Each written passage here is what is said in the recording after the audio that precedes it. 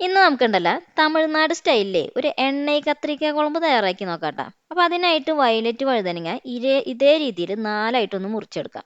ഇനി പാനിലേക്ക് ഓയിൽ ഒഴിച്ചിട്ട് ഇത് നന്നായിട്ട് തിരിച്ച് മറിച്ചിട്ടൊന്ന് ഫ്രൈ ചെയ്ത് മാറ്റി വയ്ക്കാം കേട്ടോ.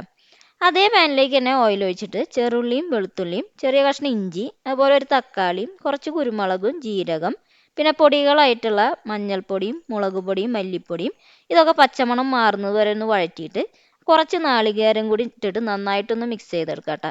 തണുത്തതിന് ശേഷം ഇതിനെ ഒന്ന് നല്ല രീതിയിലൊന്ന് അരച്ചെടുക്കാം. ഇനി കുറച്ച് കോൽപ്പുളി ചൂടുവെള്ളത്തിലൊന്ന് സോക്ക് ചെയ്ത് വെക്കാം. പാനിലേക്ക് ഓയിൽ ഒഴിച്ചിട്ട് കടുക് ഉലുവയൊക്കെ ഒന്ന് പൊട്ടി വരുമ്പോൾ ഉള്ളി ഇട്ട് കൊടുക്കാം. ഇതിലേക്ക് ഉപ്പും കറിവേപ്പിലയും വറ്റൽമുളകും ഇട്ടൊന്ന് വഴറ്റിയിട്ട് അരപ്പും കൂടിയും ചേർത്ത് അതിലേക്ക് ആവശ്യത്തിന് വെള്ളം കൂടി ഒഴിച്ചിട്ട് തിളച്ചൊന്ന് വരുമ്പോൾ പുളിവെള്ളം കൂടിയും ചേർത്ത് നന്നായിട്ടൊന്ന് മിക്സ് ചെയ്തെടുക്കാം കേട്ടോ. ഇനി ഇതിലേക്ക് വഴുതനങ്ങ കൂടി ഇട്ട് അടച്ചു വെച്ച് വേവിച്ചെടുത്ത് കഴിഞ്ഞാൽ നമ്മുടെ എണ്ണയിൽ കത്തിരിക്ക കുഴമ്പ് ഇവിടെ റെഡി.